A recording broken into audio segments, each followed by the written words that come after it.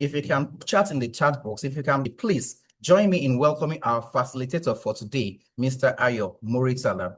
Over to you, sir. Good morning. Good morning, everyone. Nice having you here. Thank you for joining this session.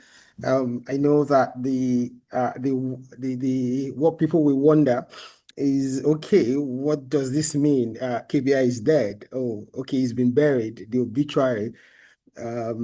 What are we doing the Lion Estate this morning, or what are we doing? Actually, what made me to actually think about this concept is having worked with a lot of organizations across different industries, divide sectors, something kept coming up. And what we've noticed is that KPI had actually become a buzz, should I call it, phrase, statement, word, whatever it is that everybody talks about. Everybody says, oh, when you talk to anybody, oh, we have KPIs, we are using KPIs. And I begin to wonder, but when we get deeper into it, we found out that no, you just have that part in your organization. People, virtually every organization today, there's hardly anyone that does not talk about KPI. Yet, managers, line managers, heads of department still rely on opinion when appraising. KPI today have been limited to just employee appraisal. We're going to talk about them. And our appraisal system still remains very subjective. Now, there's this part, when we talk about performance management, the first thing that comes to everybody's mind is we're talking about performance appraisal, employee performance appraisal. But performance appraisal is not performance management. It's a lot deeper than that. All right. So a lot of things have contributed to the reason why I said it looks like KPI is dead. So we need to resurrect it. We need to bring it back to life. How are we going to do that? What is it that we are doing wrongly? How are we even using the KPI? Does it even mean anything? You know, people talk about it, so it's now a common thing people mention. I always say this, and I think that's the first thing I will start with.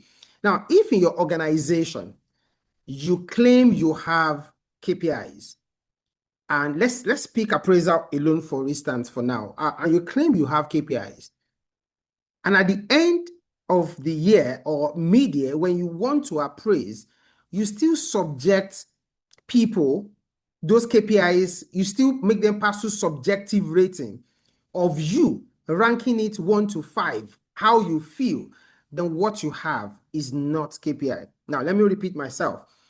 If you say you have KPIs and during appraisal, somebody is going to sit down somewhere and based on what the person thinks or feels, it decides whether you are scored 1, 2, 3, 4, or 5. Then what you have is not KPI. That KPI is actually dead. KPI does not require, let me stress it again. KPI does not require anyone to rate it. KPIs are meant to rate themselves. KPI should rate itself empirically. It doesn't require anyone to say, oh, I'm giving you 2, I'm giving you 3. That's not how KPI works. KPI is purely empirical in nature. KPI is quantitative. There is nothing called qualitative KPI. We don't have qualitative KPIs. If your KPIs are not quantitative and not measured by data, then what you have is not KPI. That's a dead KPI. And that is what is common today with most organizations.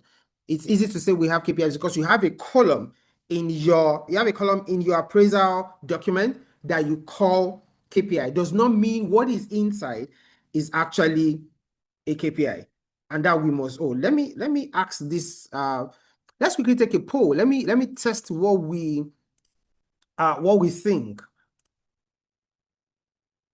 I would encourage us to take this poll. I mean, if you can see it, just answer it. Let's see if we can run the poll in 90 seconds. Can we see the poll? Okay. Yeah, people are responding. Okay. All right. So let me share the result. I'm sure you can see the result on your screen. You could see that asking the question about who do you have KPIs, you can see 92% of those that took this poll says they have KPIs in their organization. Now, look at it as a percentage of, do employees complain that appraisals are unfair? All right, there's still a large number. Now, if you have KPIs, employees are not meant to be, so I should have equal number saying that. So if you look at those that says no, only 26% are saying no, they don't complain.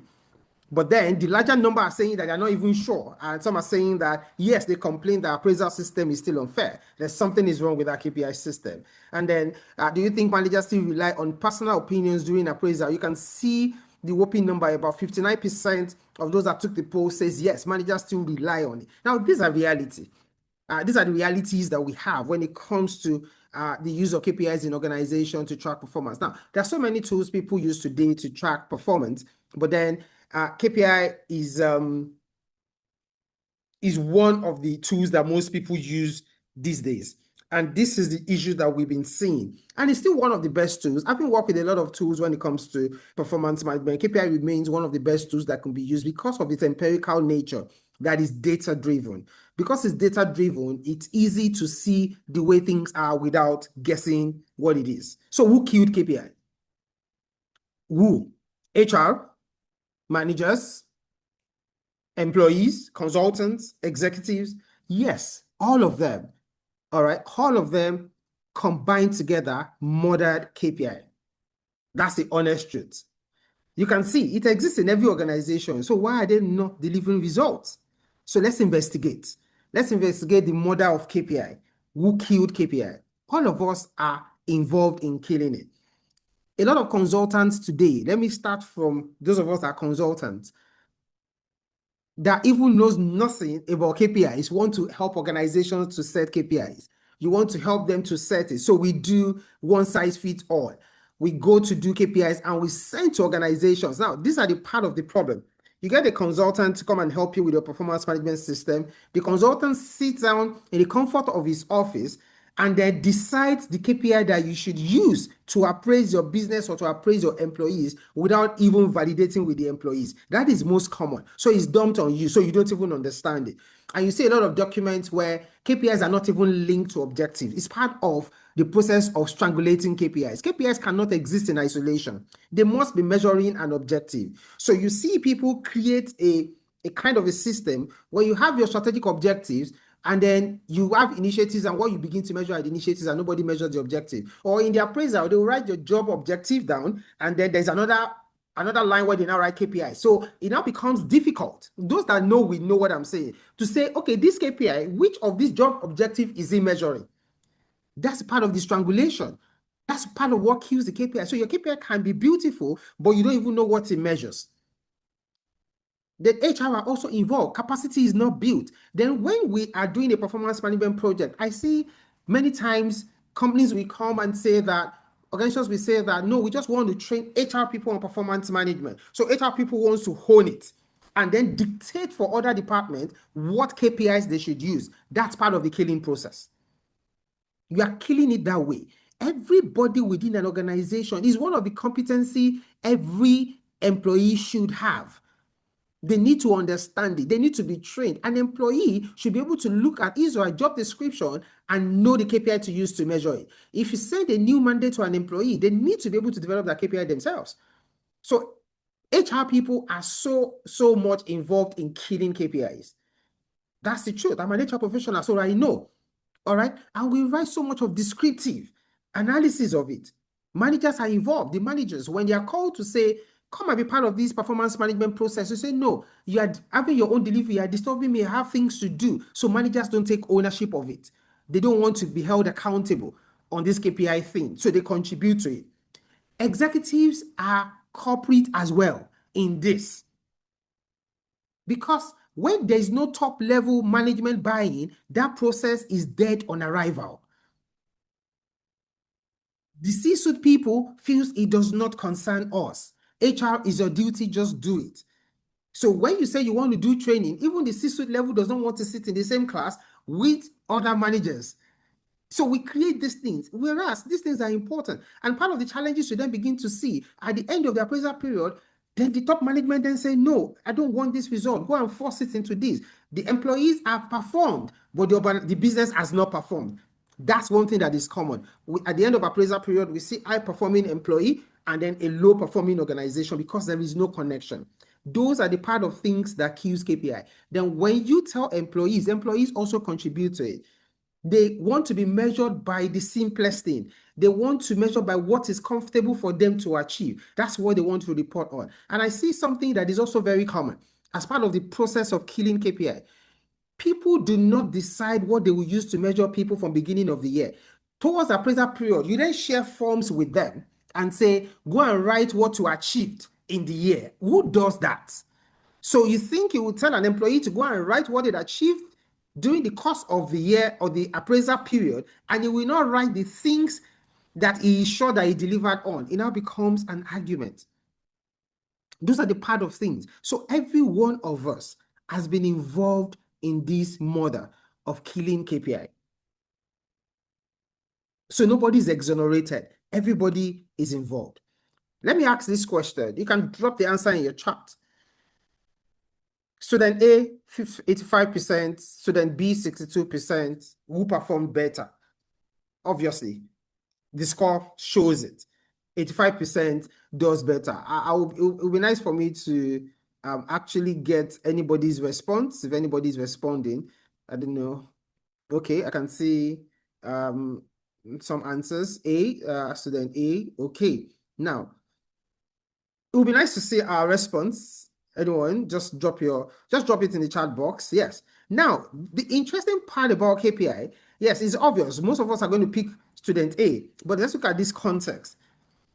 Without context, numbers can be misleading. That's one thing you should understand. Without context, it can be misleading. So student A is a primary 3 student, student B is a medical student. So who performed better? Your answer can start changing because they are not on the same level. They're not on the same level, all right? So it's important to know the context of what we are doing. Let me give an example. If you say 2 salesperson and you give them different target, one 1 billion naira, the other one 100 million, and at the end of the year you do the completion success rate, and they both scored the salesperson here that has 100 million delivered 90%, and the person that had a 1 billion delivered 70%. If we just look at 70 and 90, it's easy to say the person with the 90% score did better. But whereas the person with the 70% score had brought 700 million, whereas the other person had brought 70 million. Yes, it's based on what they have been given, but one brings in more money, brought in more money than the other. So when you're analyzing KPI, you need to look at it in context. Don't look at it in isolation. What is it meant to measure? What is it meant to deliver on? There has to be clearer indication if you want your KPI to be active. So it's supposed to be live in itself. All right. So let me give you a practical example. Look at this picture. Here I have, there's this KPI called bed occupancy rate, percentage bed occupancy rate. Now I'm measuring 2 different businesses on percentage bed occupancy rate, the hospital and the hotel. They both had 100%. So what's the context? Now, this is it. These 2 organizations use this same KPI called percentage bed occupancy rate. They measure bed occupancy, which is the total number of beds that are occupied as against the total number of available beds. Hotels measure bed occupancy, not room occupancy. That's why if you are booking your hotel online, maybe using booking.com, they will always ask you how many people in the room, and you see that your rate changes. The same room, if you pick 1 person, 2 people, 3 persons, you will see that the rate changes. So it's the bed occupancy that they measure. But you can look at it. Why it is an excellent performance to achieve 100% bed occupancy rate in a hotel, it is dangerous to achieve 100% bed occupancy rate in a hospital. Because once you do this, it means there is a pandemic or an epidemic. It calls for quick action. If you look at it, you can see people's, beds already on the corridor and things like that, makeshift beds. So context changes interpretation. So the context of bed occupancy rate in a hotel is different from bed occupancy rate in a hospital, even though the calculation is the same. The concept isn't the same, but the industry changes everything. So you cannot analyze it the same way. You can't use the result the same way. All right. So we need to always pay attention to that context. Look at this in itself. This company is successful, is it not? If you look at it, sales are up. The CEO who thought he was winning.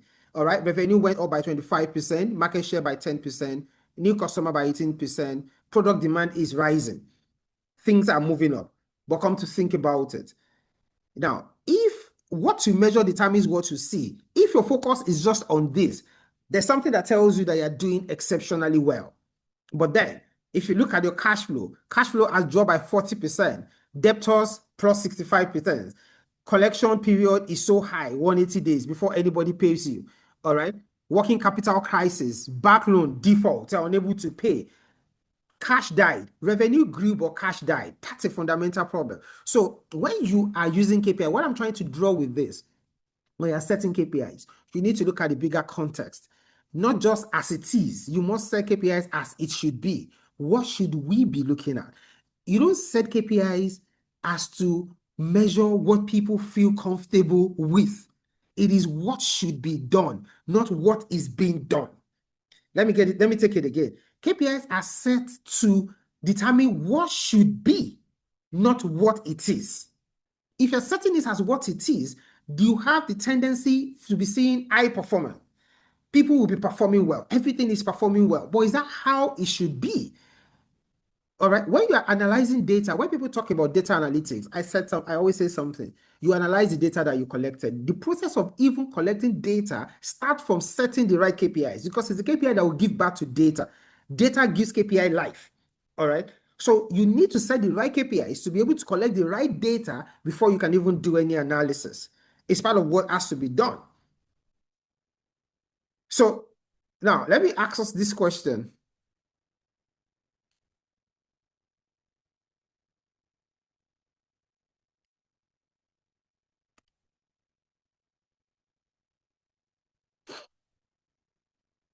I threw this up. Can anybody answer?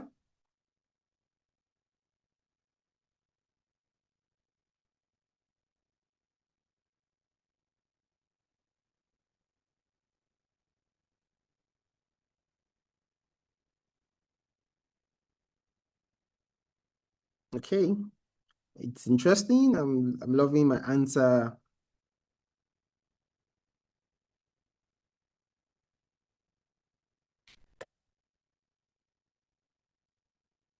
Let's have about 30 seconds more to answer that.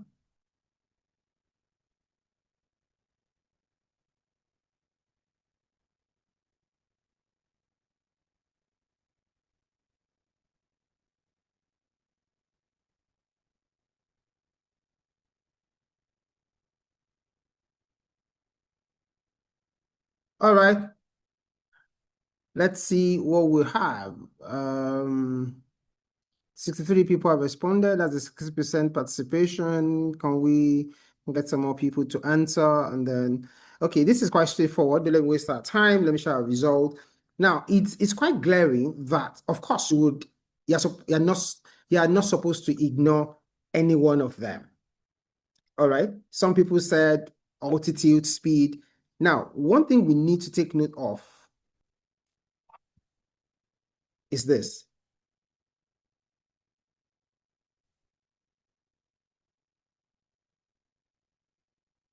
All right. The correct answer is none of them, like most people have said. A pilot survives because it monitors critical indicators. Organizations survive for exactly the same reason. And that's one thing you must understand. KPIs was never created for appraisal. KPI was created for navigation, but we have limited the functionality of key performance indicators. We've only limited it to check who performed, who did not perform. Past tense is what we use it for. We don't even use it to take decision. Organizations don't fail because they lack data. They fail because they ignore it.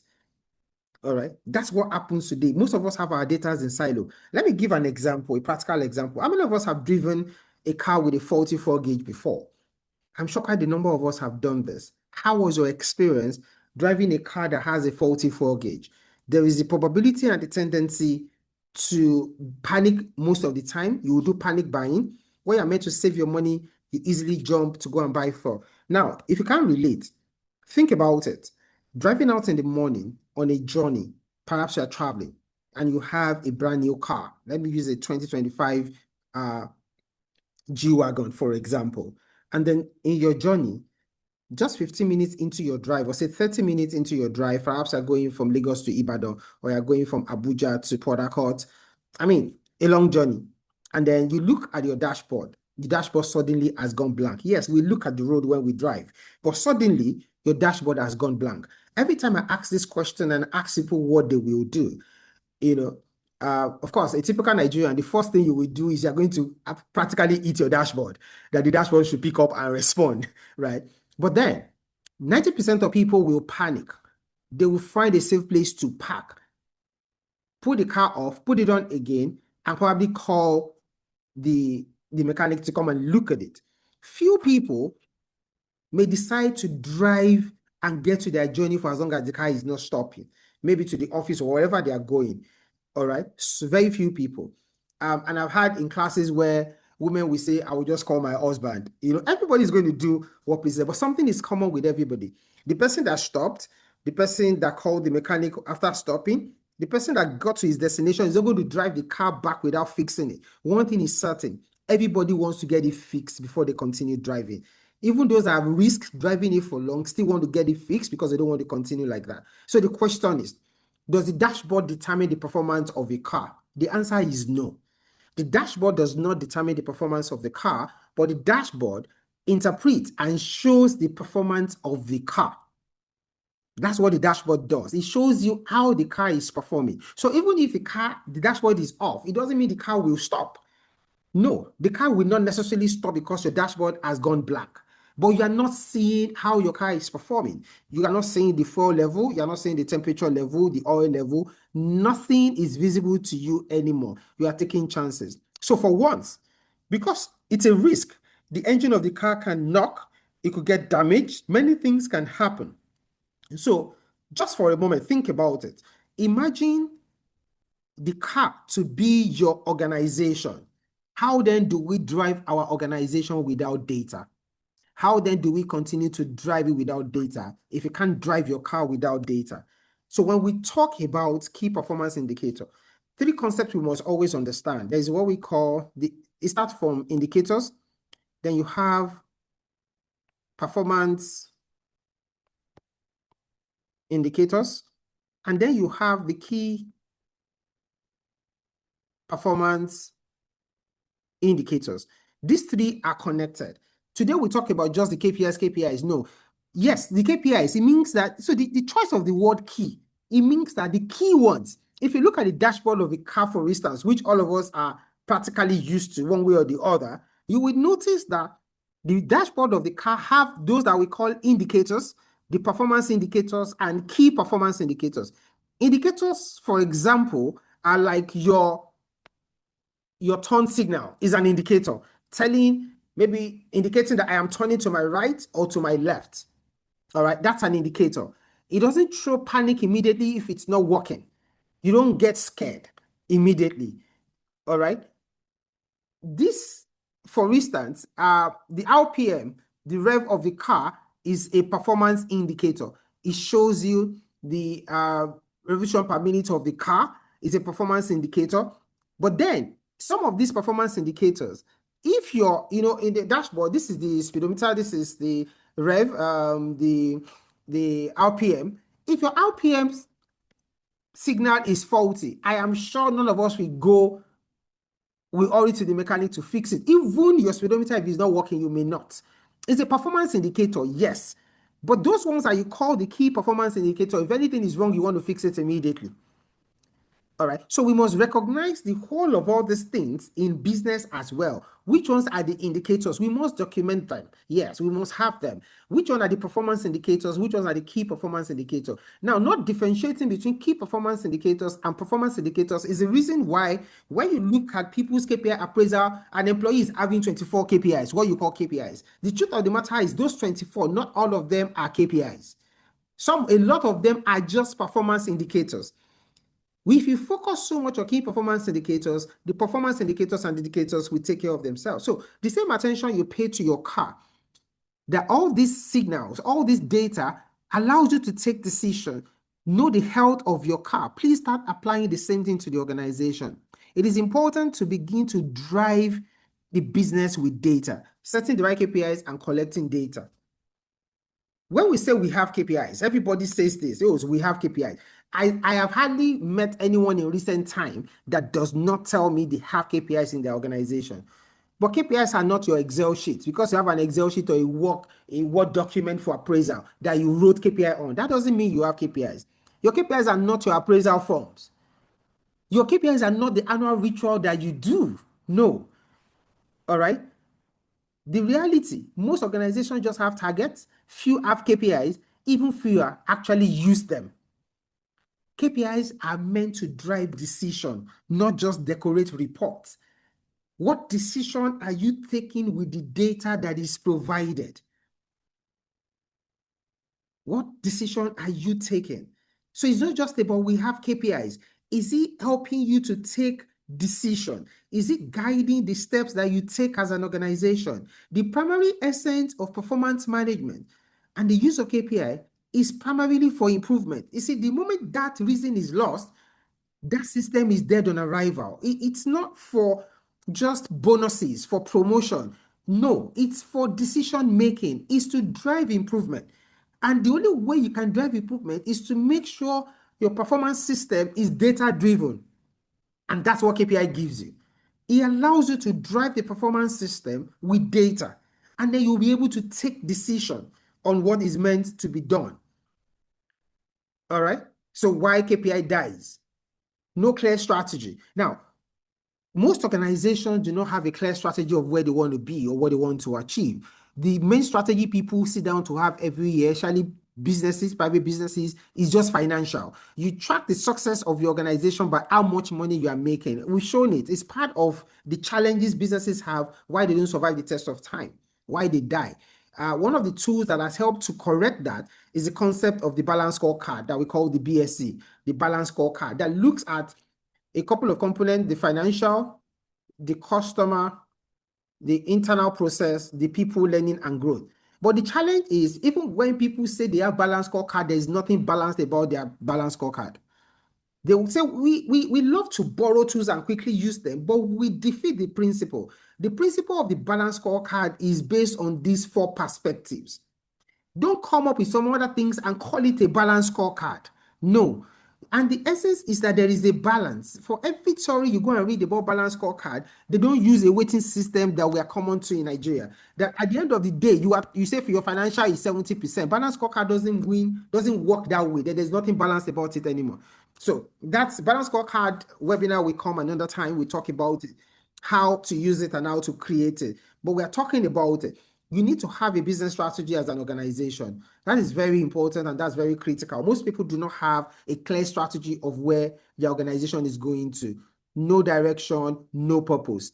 Then we are so fast to measure wrongly. We measure the wrong things, all right? And when you measure the wrong things, you get the wrong results. What exactly are you measuring? Sometimes we measure too much of activities, all right, which is not a bad idea. There's what we call KPI balancing, which is about measuring the leading and the lagging, all right? You measure efficiency and effectiveness. That's a concept that you need to understand. At the end of the day, they will tell you. These are the things we teach even when we're doing our training session on how to actually measure the right thing. What are you measuring? What do success look like? One of the things I found very common is that we are very quick to identify what we want to do as an organization, and we know how we want to do it, but there's always a question about why. And this is where the problem is. Now, when your why is not available or your why is wrong, your how will be faulty, and you will never be able to track the what in itself. It's easy to say we want to be this, we want to be this, but the question you need to always ask yourself in order to be able to have the right measures, which you can use KPIs for, is what would success look like if you have done it? Now, if you are not clear about that, you are going to have poor data, incomplete data, unreliable data. You are going to be doing things by assumption.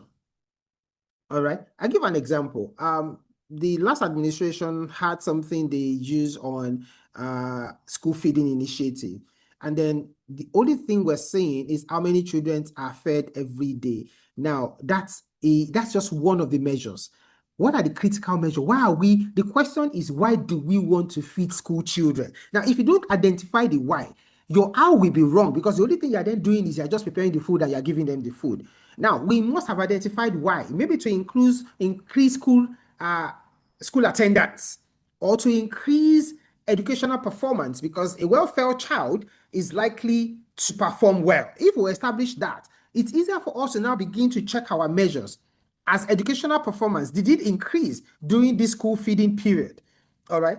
Did attendance of school also increase during this period, both attendance in and close of school? All right. Now, no review culture. Set it and forget it. Outdated KPIs, outdated reality. It happens to us. What's our review culture in itself? Do we have to wait to the end of the year before we review things? I give an example. In a football match, the coach have access to 2 lines of information. The scoreboard, which is where you see 1-0, 2-0, 0-0, 1-1, and the dashboard, which is also has the performance indicators of how many, what's the ball possession, how many corner kicks, how many free kicks, how many this ball possession, all those things are there. The coach does not wait till the end of the match or even half time before taking decision. It takes decisions right there as soon as the referee blows the whistle to commence the game. He is taking decision based on available data. So the culture of waiting till mid-year or end year before we check whether a KPI is performing or not is part of what is killing KPIs. Your dashboard, just imagine looking at the dashboard of your car, and the dashboard of your car does not tell you your fuel level except in the morning when you start the car, and then it tells you again in the afternoon. How would you feel? Or the car temperature does not tell you it's reading until the end of the day. No, it gives you the data in real time and you take decision. You look at your dashboard, the fuel level has dropped, you branch at the filling station to refuel. So you are not waiting to a certain period. Sometimes, for instance, when you buy fuel at the beginning, say on Sunday, to prepare for the week, some of us have known our car performance to say that this full tank should take me the whole of the year. I mean, the whole of the week till Friday. I beg to ask, imagine when you fill that tank and that gauge does not give you any indication until the end of the week. Would you not panic? You would panic because you want to see how the consumption is going. Because if your plan was to just go to from home to office, what if something changes during the week that you have to go to some places that suddenly came up? It means you are consumed more fuel. Automatically, your fuel gauge tells you, and then you go to refill or top up because you get the information in real time. That is the way we must make our dashboard work as an organization. You cannot be waiting till end of the year. That's why your KPI does not work. That's why people say, oh, this thing is not working. We want to quickly move to OKR. The same thing would happen. Oh, balance scorecard is not working for us. It's because you don't understand it. So we don't make decision with it, and it's important. If your KPI do not have these things, it will not survive. You are going to have a flat line. It's going to die off completely. Let's look at this. Let's take this poll. I love this poll too. Let me see what we think about this particular question. Your customer complaints suddenly went up. All right. Your customer complaints suddenly went up by 40%. What would you do? Fire the customer service manager, retrain staff, escalate to management, increase the number of customer service agents. What would you do? Retrain staff, okay. At least thank God. Let me see. Okay, all right. I'm liking this.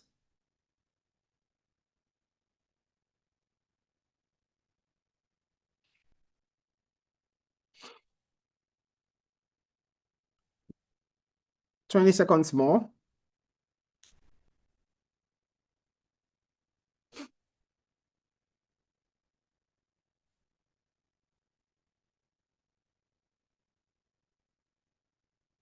Let me see if some people have some side opinions. Okay, please, if your opinion is not there, please write it down. Angela, you said the opinion is not there.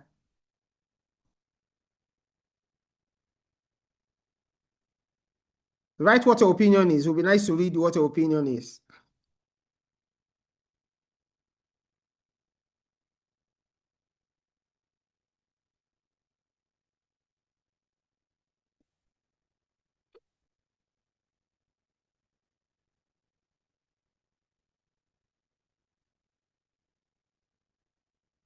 Okay, I like that. At least one person wants to fire the customer service manager. A lot of people opted for retraining staff. Some escalate to management and increase the number of customer service agents. Yeah. And I like what some other people said. What action would you take? And some people wrote it. I deliberately didn't put it there in itself. So it's good. Analyze complaints. Okay. Do a root cause analysis of what the customers are complaining about.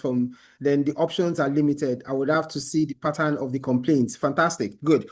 Now, the complaint paradox, the real story is in the context. Yes, it's possible for customer complaint to increase for different reasons.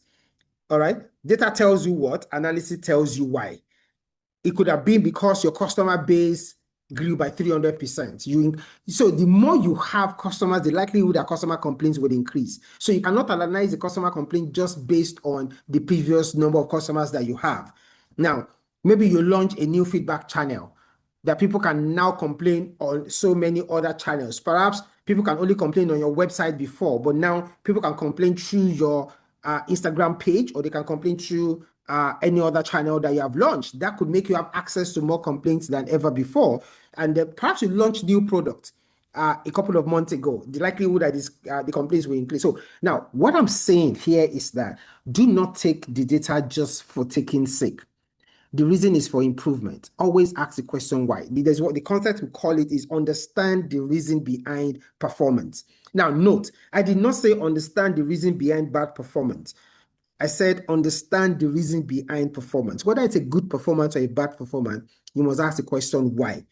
How did this happen?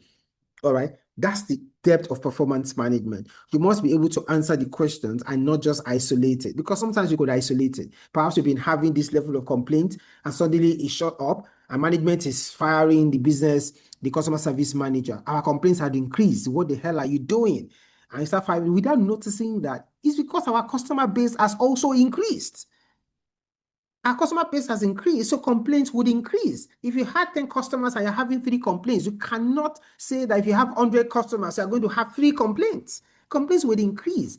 So it's for us to understand things and be able to analyze. The moment you stop using your KPI like that, you are using a dead KPI. That's a paradox of what I'm saying. Now, KPI without data is just opinion. All right? Oh, I don't think you are performing. Based on what?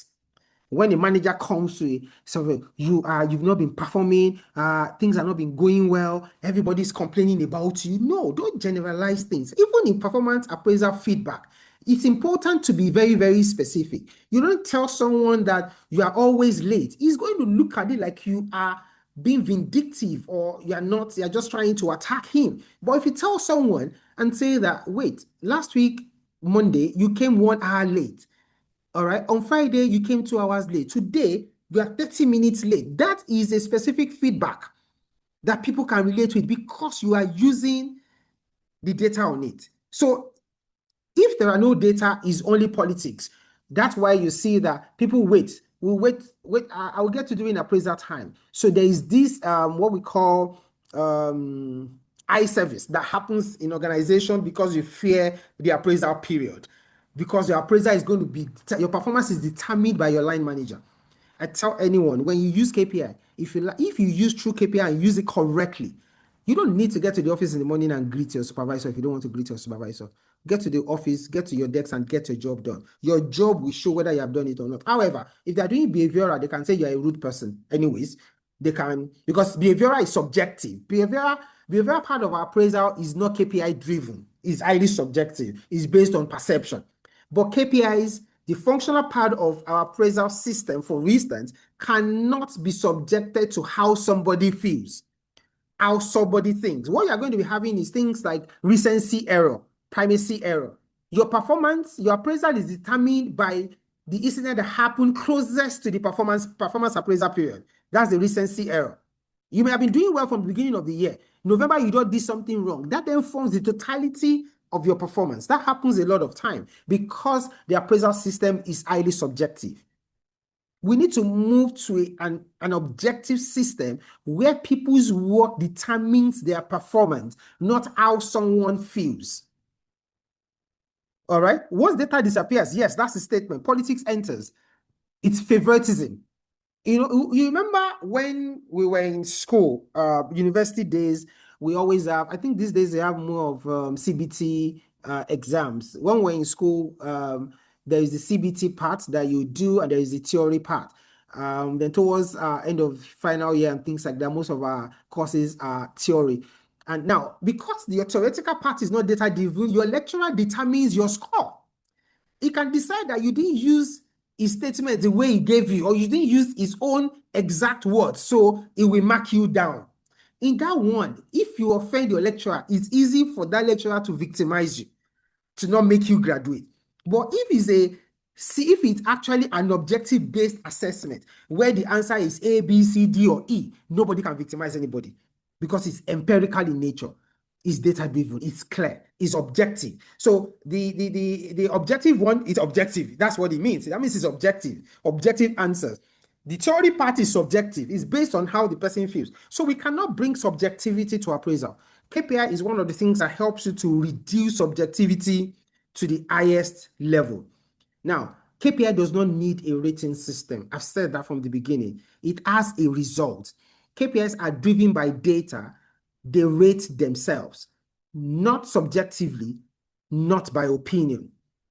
Okay? What most organizations do, we rate people based on 1 to 5, how we feel.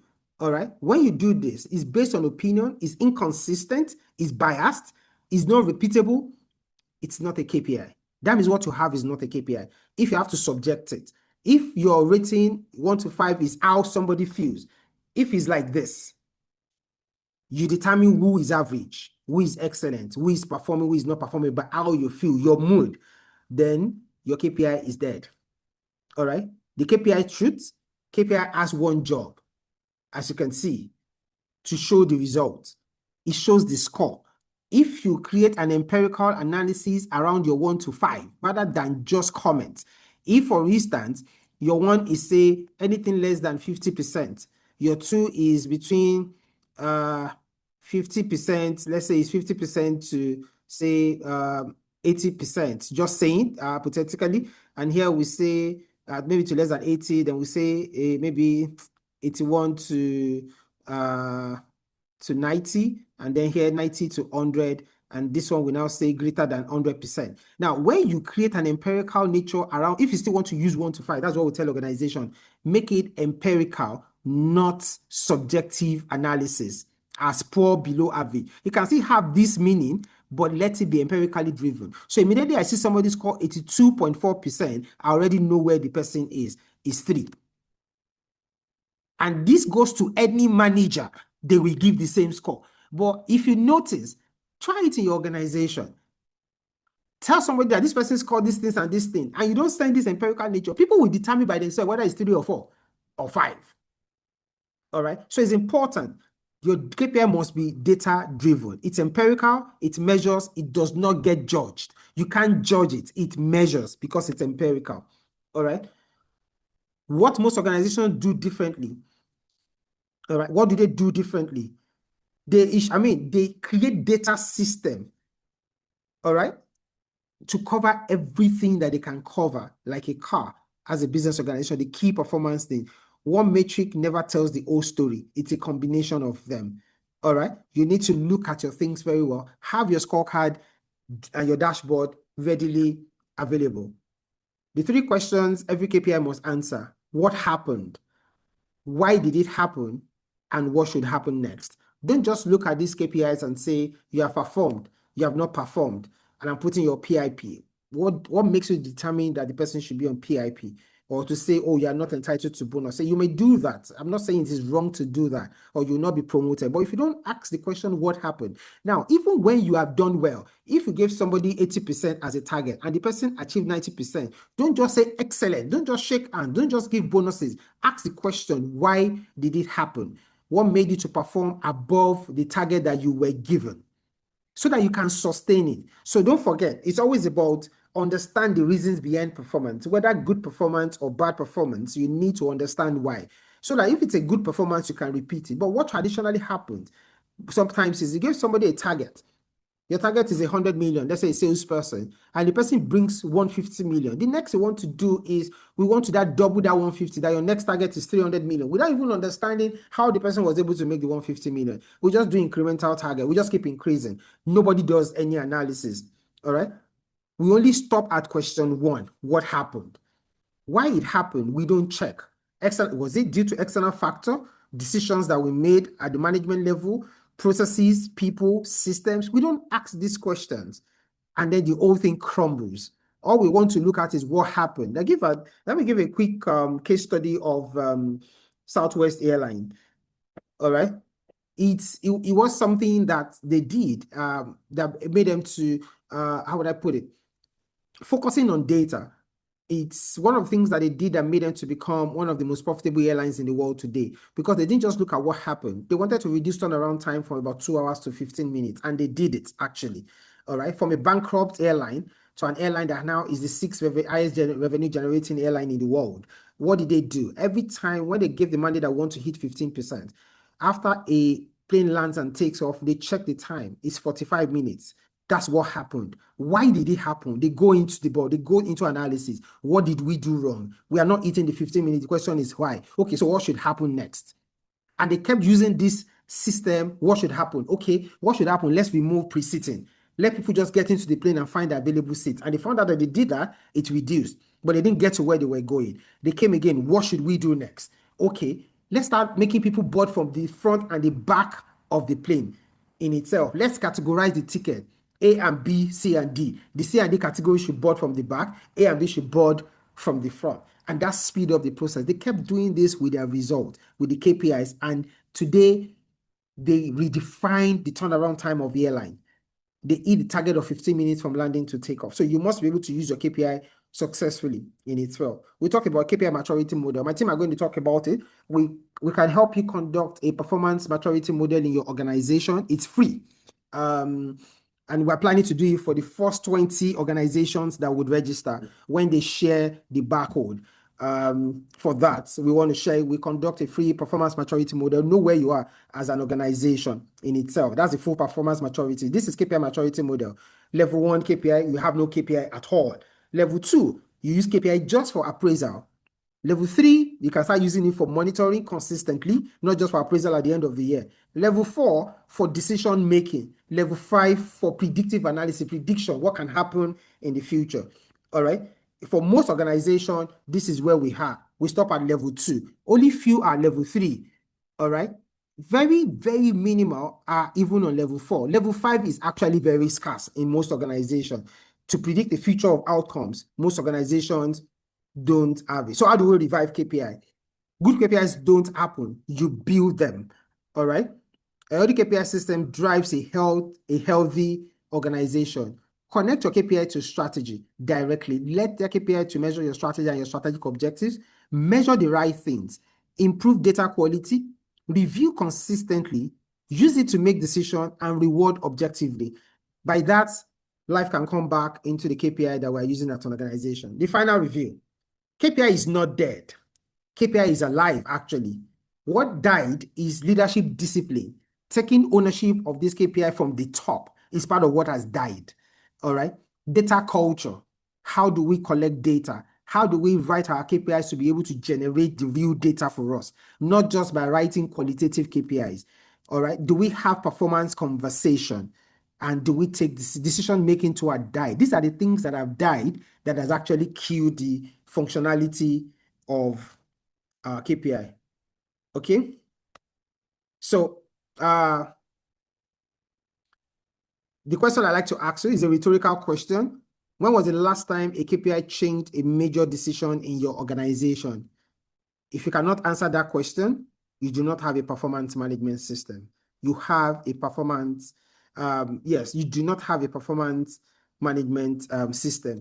You have just an appraisal system. That's just what you have, not a performance system. Finally, KPIs were never designed to judge the past alone. You can use it to judge the past. They were designed to shape the future. Start thinking in that direction, and your KPI will come to life. Thank you very much for your time.